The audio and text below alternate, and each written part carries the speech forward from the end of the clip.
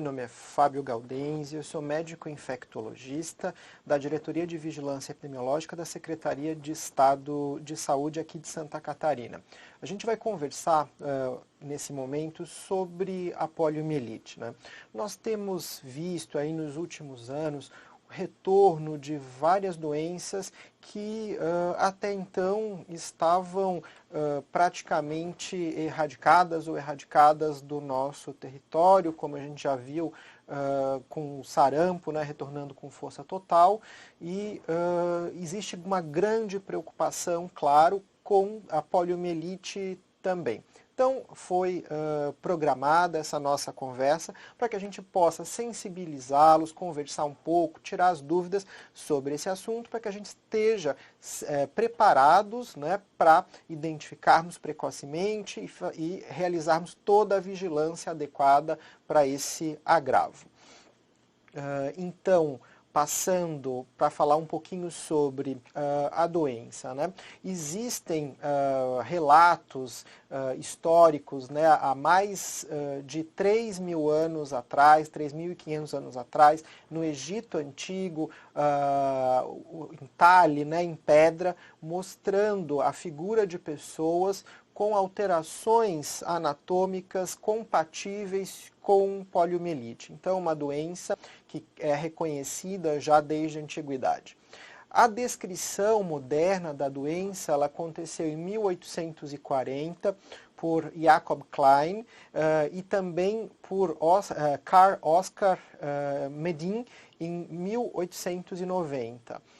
No início do século XX, por características da aglomeração das pessoas nas cidades, com a Revolução Industrial, com a condição, né, da habitação muito ruim que essas pessoas se encontraram, começaram então a ocorrer grandes epidemias nos Estados Unidos e na Europa de poliomielite, que acabaram então estimulando o desenvolvimento das vacinas. Então, em 1952, Salk desenvolveu a vacina inativada e Sabin, em 1957, desenvolveu a vacina oral da polio com vírus atenuado. Então, a partir de então, os programas, né, no globo todo começaram a ser desenvolvidos, as campanhas de controle da poliomielite para que a gente conseguisse reduzir o número de casos e, em várias áreas hoje do globo, não ter mais a transmissão da doença. E é isso que a gente quer manter e caminhar, né, para total erradicação. E isso que a gente vai, então, discutir agora nesse momento. Bom, e falando um pouco aqui do Brasil, o último caso de pólio, né, pelo vírus selvagem, né, a gente fala então vírus selvagem, o vírus diferente do da vacina, que lá mais para frente a gente vai falar um pouquinho sobre essa diferenciação. Então, o último caso de vírus da pólio selvagem no Brasil ocorreu em 1989. Bom, como se dá a transmissão do poliovírus, né? A transmissão ela vai ocorrer principalmente de 7 a 10 dias antes do início da paralisia e 1 a 2 semanas após a paralisia, né? Então, e nesse período todo ele vai ser isolado nas fezes. Então, a gente já pode pensar que o diagnóstico é feito a partir da pesquisa viral nas fezes. E a transmissão ela vai ser fecal-oral, oral respiratória, raramente, né, pela ingesta de água, alimentos contaminados com fezes. Mas é muito importante lembrar que a taxa de ataque, né, os casos secundários em contatos domiciliares, ela é extremamente alta, ou seja, é uma doença que tem uma possibilidade de transmissão muito elevada, chegando até a 90%. Então, é muito fácil a transmissão do vírus da polio. E como ocorre ali? Né? Então, normalmente, a criança vai excretar os vírus, né, nas fezes, não higieniza adequadamente as mãos, né, e depois de utilizar o banheiro acaba, então, passando esses vírus para os objetos, compartilha esses objetos com as crianças durante, enfim, brincadeiras. Essa criança, ao ingerir alimentos, vai acabar ingerindo esse vírus e reinicia, então, o ciclo da infecção. Né? Então, classicamente, como a gente conhece também para outras doenças de transmissão fecal oral. As formas clínicas da doença. Né? A maioria absoluta dos casos de pólio vão ser inaparentes ou assintomáticos. Né? Então, isso acaba também se tornando um grande problema para a vigilância. Por quê? Até 95%, quase 99% dos casos vai ser assintomático ou oligossintomático. Apenas 1% dos casos que faz a forma grave, né, a forma com manifestações neurológicas. Então, muitas vezes, esses casos não vão ser identificados como poliomielite e o sistema de vigilância não detecta e as medidas de controle não são instituídas. Então, pode acabar tendo a disseminação do vírus numa comunidade e a gente tem um atraso nas medidas de controle.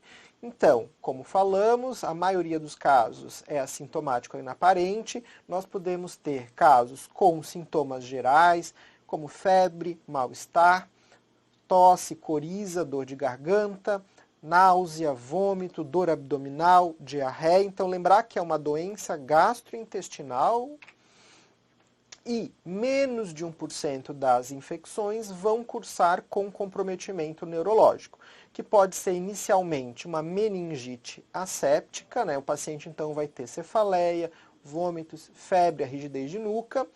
Pode evoluir, daí, principalmente as crianças, né? Por isso que um dos epônimos é a paralisia infantil, vai poder evoluir para as formas paralíticas, podendo ser com comprometimento espinhal ou bulbar. Quando há o comprometimento bulbar, esse paciente vai desenvolver, então, insuficiência respiratória, comprometimento relacionado, então, com extrema gravidade. E pode ocorrer também as encefalites, cursando com coma, convulsões e paralisia espástica. Mas lembrando que esses casos com comprometimento neurológico vão ocorrer em apenas 1% das infecções. A maioria é oligoassintomática.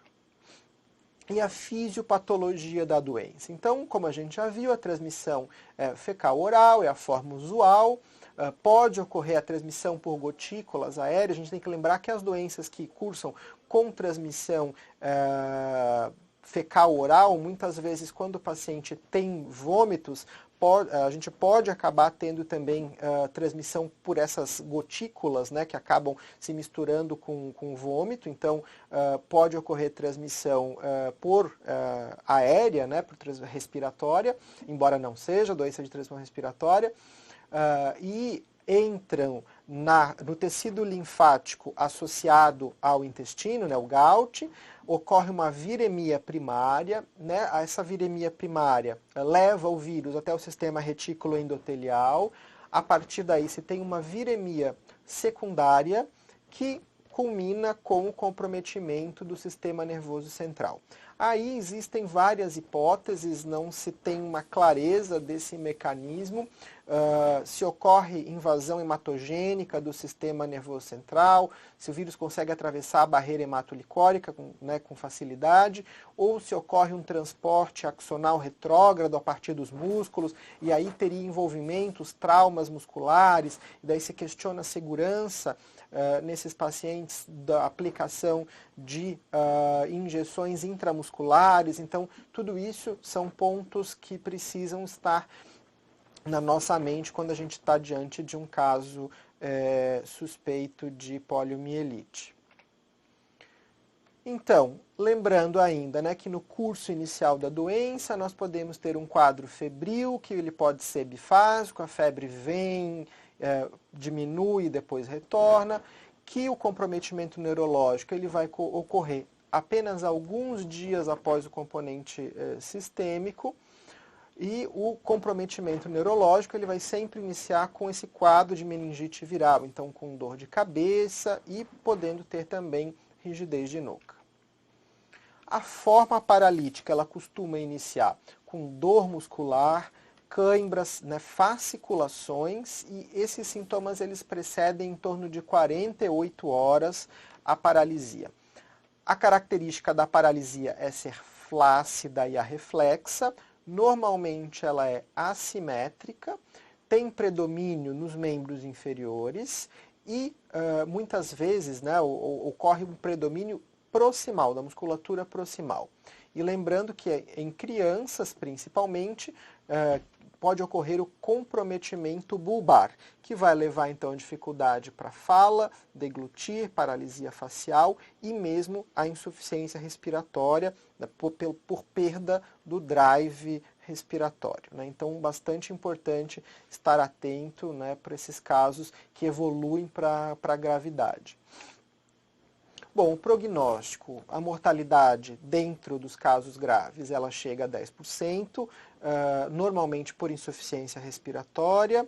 A melhora inicial, ela costuma ser expressiva, então a gente precisa dar um suporte muito adequado para esse paciente, e ele normalmente consegue se recuperar, então a gente precisa investir rapidamente nesse paciente. Normalmente as sequelas bulbares são raras, então o paciente reverte do quadro, mas 65% dos casos ficam com sequelas motoras. Então, bastante importante lembrar disso, é uma imagem clássica, né, da poliomielite, essas sequelas motoras que os pacientes acabam desenvolvendo.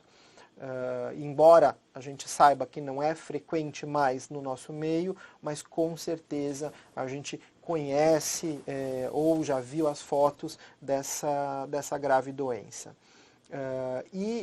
Normalmente, com investimento, com fisioterapia, com toda a parte de reabilitação, você pode ter uma melhora e que normalmente dura ali os primeiros 6 meses, e as lesões que são estabelecidas nos 2 primeiros anos normalmente não recuperam. Então, o que ficou estabelecido após 2 anos da infecção aguda fica estabelecido, fica como sequela para sempre. E existe também uma outra entidade, que é a síndrome pós-pólio.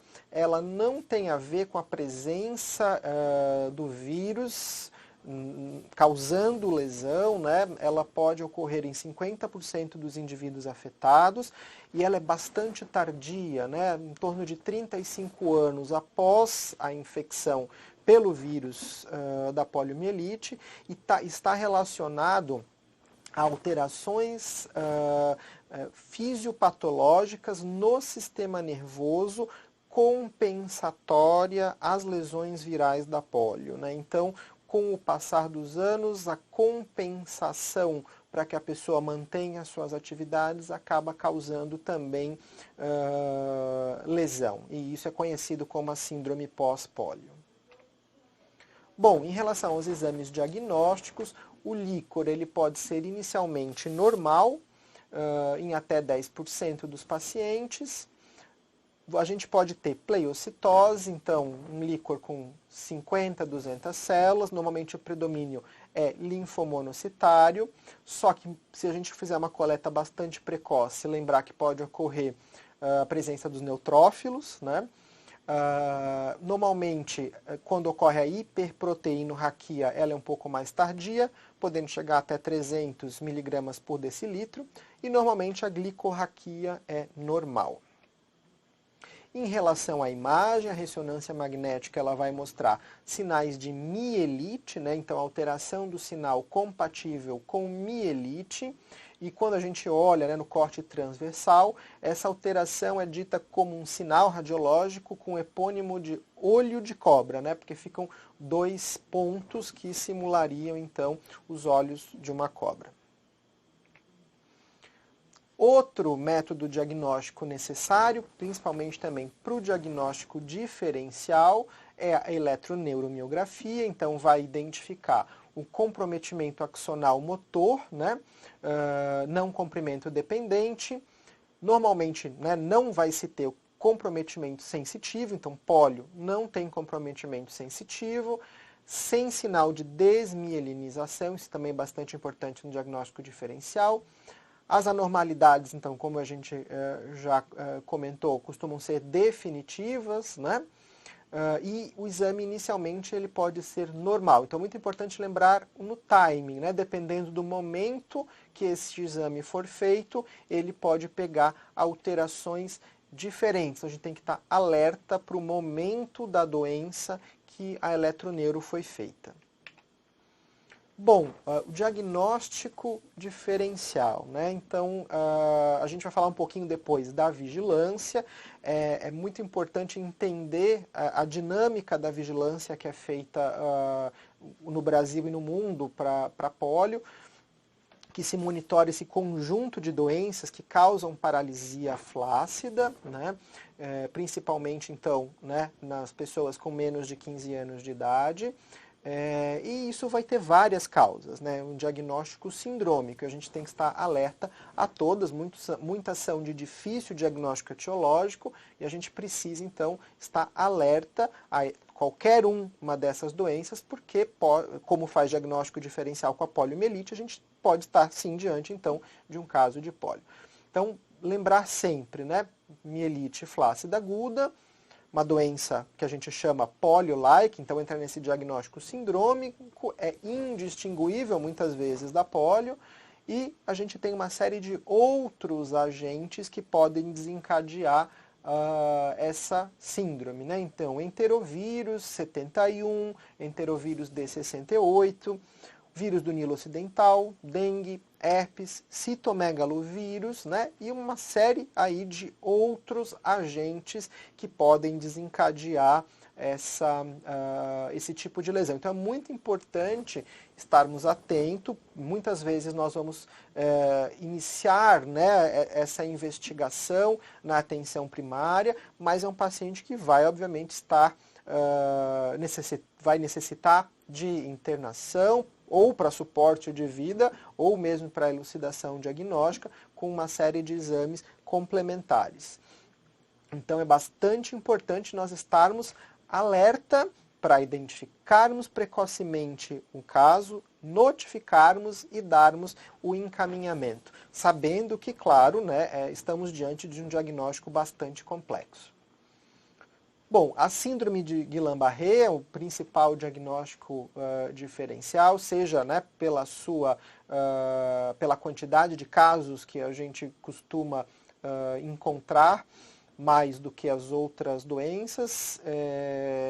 Então, é um diagnóstico que nós temos que estar sempre pensando, né? Principal causa de paralisia flácida aguda no nosso meio. Lembrar que normalmente ela é não febril, mas uma infecção precedente é comum. Normalmente a gente tem a paralisia ascendente e simétrica, mas existem variantes da síndrome de Guillain-Barré, como Miller-Fisher, que podem ter comportamentos atípicos. Então, por isso a importância, né, do acesso a meios diagnósticos e especialistas com conhecimento da área, para poder fazer o diagnóstico diferencial. Sintomas sensitivos podem estar presentes, né, diferentes da poliomielite. Normalmente vai progredir por até 4 semanas. O líquor vai ter essa dissociação proteína citológica, né? A eletroneuromiografia mostra um padrão desmielinizante, diferente da poliomielite, e na ressonância um espessamento radicular. Então essas são as características principais que vão nos ajudar a fazer o diagnóstico diferencial, caso a manifestação do Guillain-Barré seja clássica.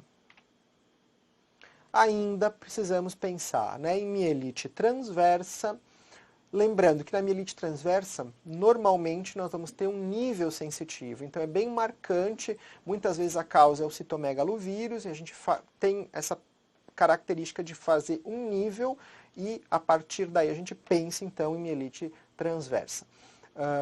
Hipocalemia, hipofosfatemia, então essas alterações metabólicas, né? A gente vai ter um quadro generalizado de alteração da força muscular, simétrico, né? E que normalmente a reversão é rápida com a reposição adequada dos eletrólitos. A crise miastênica, botulismo, lembrando que aí a gente vai ter provavelmente o comprometimento ocular, né, da musculatura craniana associada. Abscesso epidural, então, também é uma entidade que a gente costuma evidenciar. Então, lembrar sempre que normalmente uma infecção bacteriana, normalmente de pele, precede esses abscessos, né? E normalmente o comprometimento é sensitivo, além do motor. Então você tem comprometimento sensitivo e motor. Porfiria aguda intermitente, o paciente vai ter os sintomas associados, né, a essa doença, então dor abdominal, pode ter psicose, o quadro vai ser simétrico. Paralisia periódica, né, tem a ver também com o distúrbio hidroeletrolítico, né, do potássio, e ela é reversível com as medidas de reposição hidroeletrolítica. Voltando então à poliomielite, em relação ao tratamento. Não há um tratamento antiviral específico no momento. Se estuda bastante o emprego de algumas substâncias, principalmente para pacientes imunossuprimidos, na tentativa de se reduzir a excreção viral, né, fazendo com que se diminua então essa dispersão ambiental, né, do poliovírus. Pensando também na prevenção pós-exposição, então a exposição seja laboratorial, né, ou de pessoas que convivem com um doente com pólio. E se tentou então o uso de uma droga chamada Pocapavir, um antiviral, só que se viu uma resistência muito rápida em monoterapia. Então hoje se estuda drogas para se associar a essa, para que se tenha então uma resposta melhor, e a gente ainda não tem ela disponível para uso clínico. O tratamento, então, ele vai ser sintomático e suportivo, com o uso de antibióticos, analgésicos. Pacientes graves, né, com comprometimento bulbar, vão para a ventilação mecânica, né? Vai se utilizar, né, toda a parte de reabilitação, TO, físio, aparelhos de suporte ortopédico, né? Muitas vezes a cirurgia com alongamento de tendão, enxerto de nervo, para se voltar ao máximo às funções, né, desse paciente.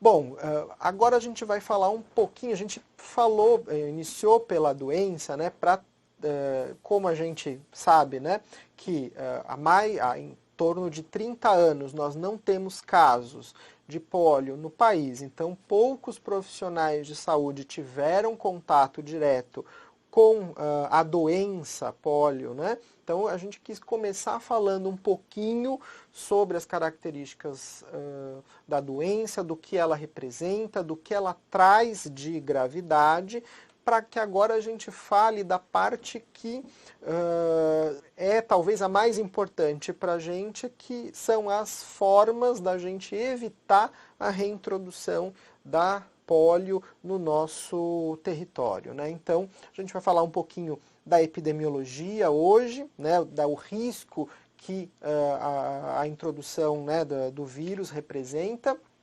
Então, aqui são dados da Organização Mundial da Saúde, agora do dia 3 de dezembro.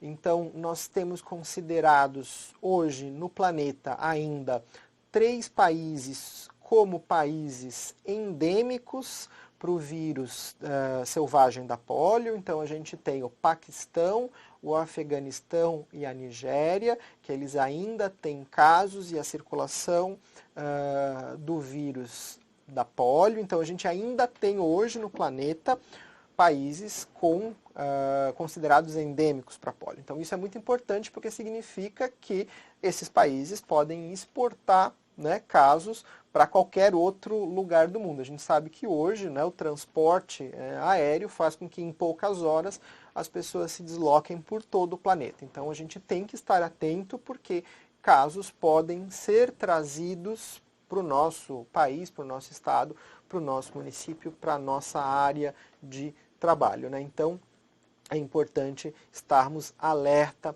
para essa situação, né? Se a gente lembrar, em março de 2014, se encontrou um sorotipo 1, né, do vírus da polio selvagem num aeroporto aqui do Brasil.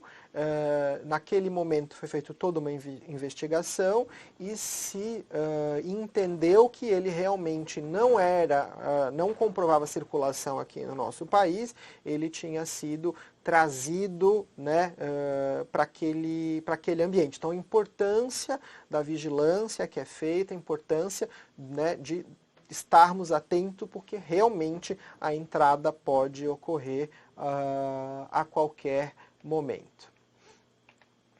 Bom, então aqui o mapa, né, global, nos últimos 12 meses, dos casos, né, de pólio, tanto pelo vírus selvagem, quanto pelo vírus derivado da vacina. Depois a gente vai explicar o que é isso, né? Então a gente vê esses países que a gente falou, né? Ali o Afeganistão, o Paquistão, ainda tendo casos, né, de vírus selvagem, e os outros pontos ali do mapa mostrando a circulação do vírus derivado da vacina. Então você vê que a gente tem a presença ainda em vários locais do vírus da polio. Bom, aqui falando no Brasil, né? Então como a gente já falou, o nosso último caso foi em 1989, de 1968 até 1989, no Brasil foram 26.827 casos de poliomielite, né? Então você vê o impacto que a doença tinha no nosso país, né? A partir de 1973, o Programa Nacional de Imunização começou a ser desenhado e começou a aplicar o seu rol de vacinas, sendo que a vacina, as campanhas, né, contra a polio foram intensivamente aplicadas a partir de 1980 e, como a gente observa ali, rapidamente houve então o controle da doença com a introdução da vacinação aqui no nosso país. E em 1994, o Brasil recebeu então o certificado de erradicação da poliomielite.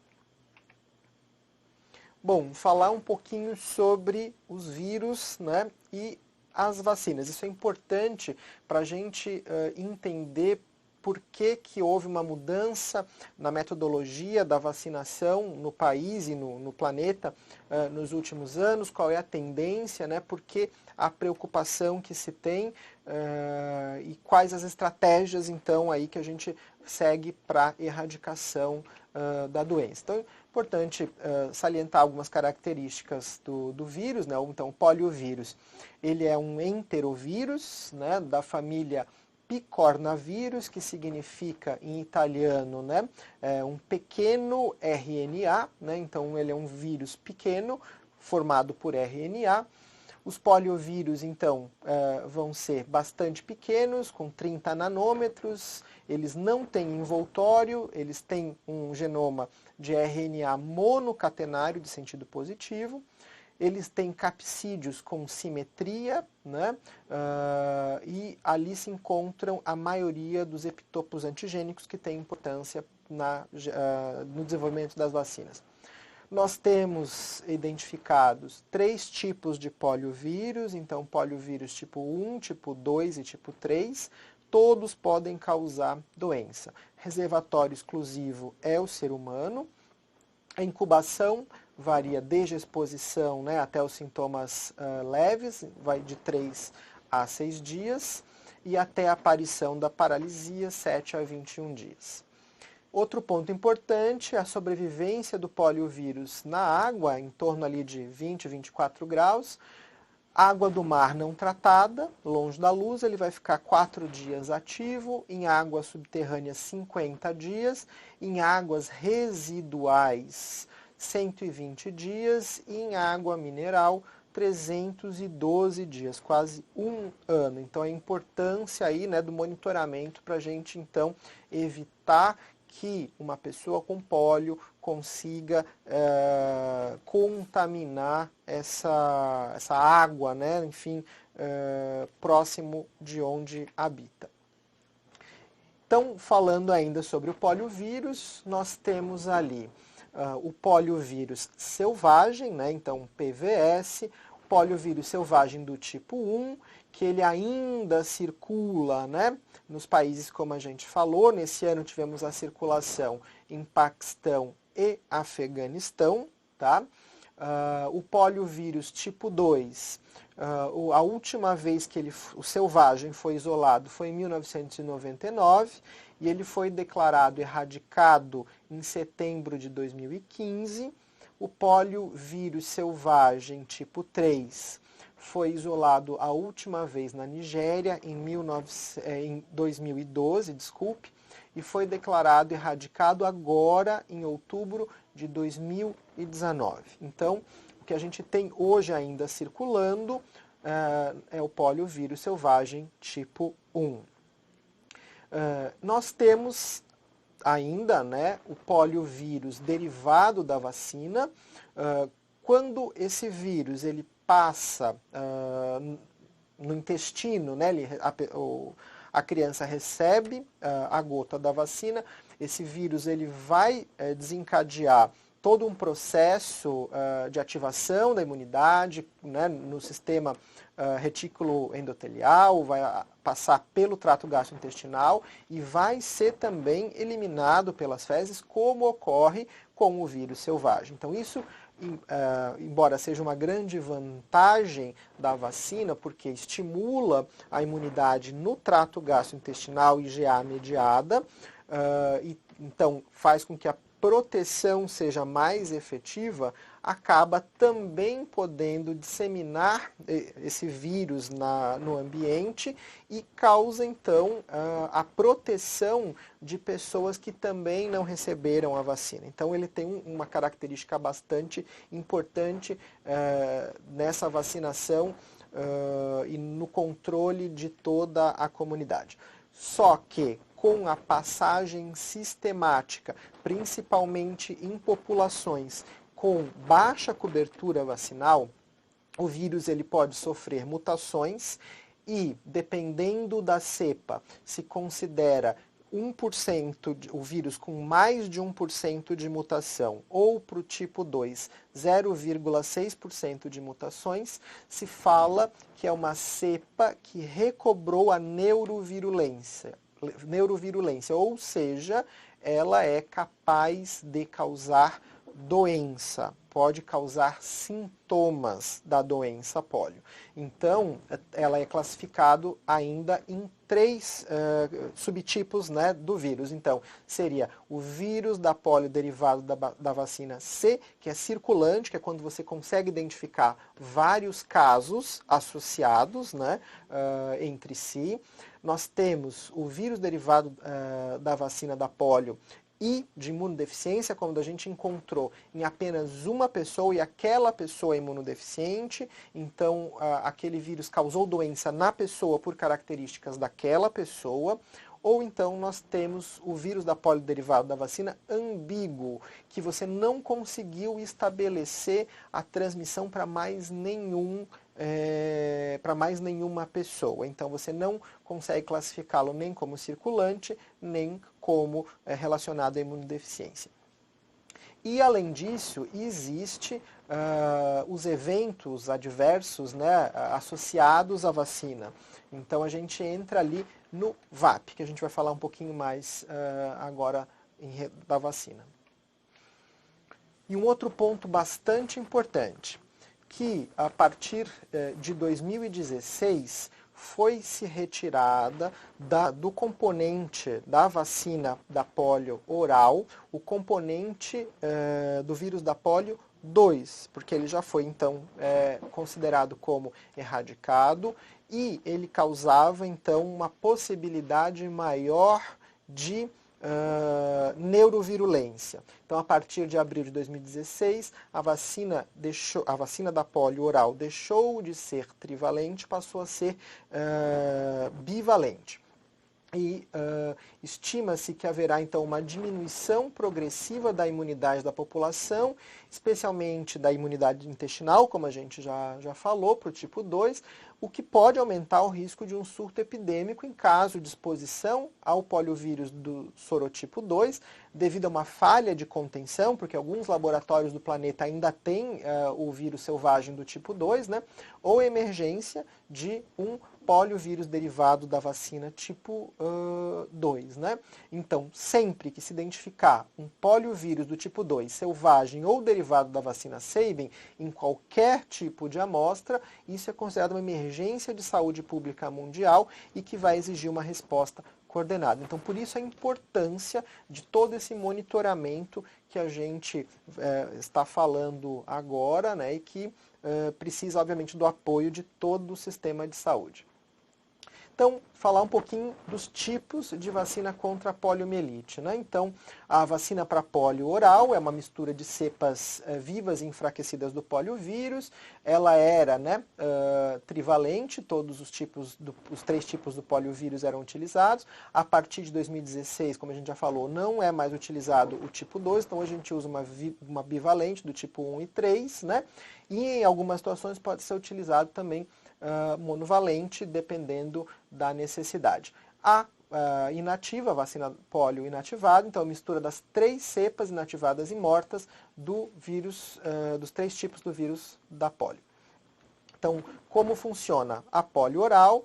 O corpo vai produzir os anticorpos, né, tanto no sangue quanto no intestino, em resposta a esse vírus enfraquecidos, então isso vai diminuir a transmissão, limitando a capacidade do vírus se replicar no intestino. Então isso faz com que a proteção da VOP por essa produção de IgA seja bastante efetiva.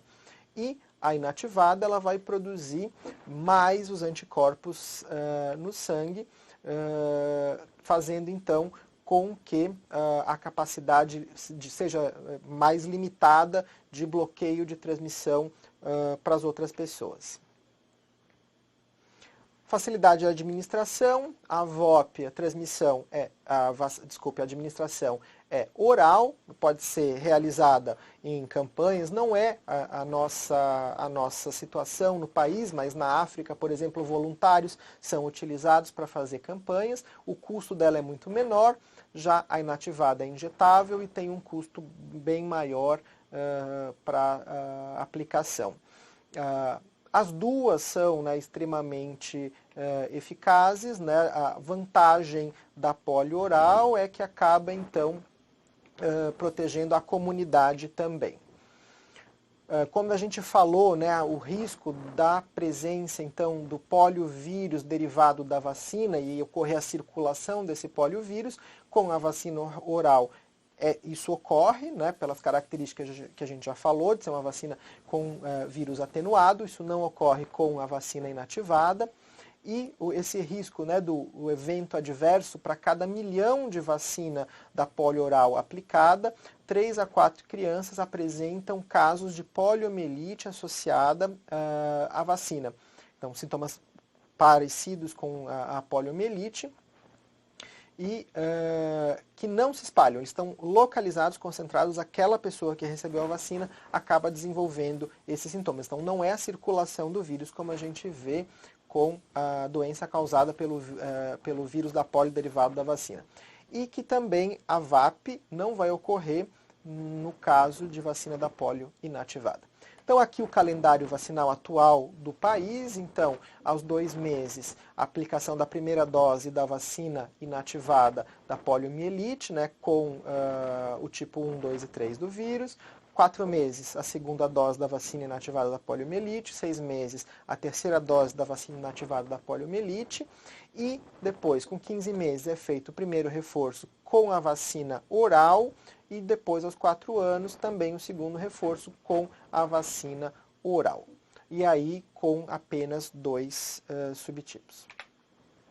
Em relação à cobertura vacinal, então isso é um grande problema que a gente tem enfrentado, já conversamos aqui antes, em algumas outras oportunidades sobre isso. No país e no mundo a gente tem visto a redução das coberturas vacinais por uma série de razões, mas a gente vê que para a poliomielite também, então a nossa meta é 95%, a gente praticamente até 2015 estava então com a cobertura acima da meta, e a partir de então a gente tem estado abaixo da meta no país até agora, os dados atualizados do dia 8 do 12.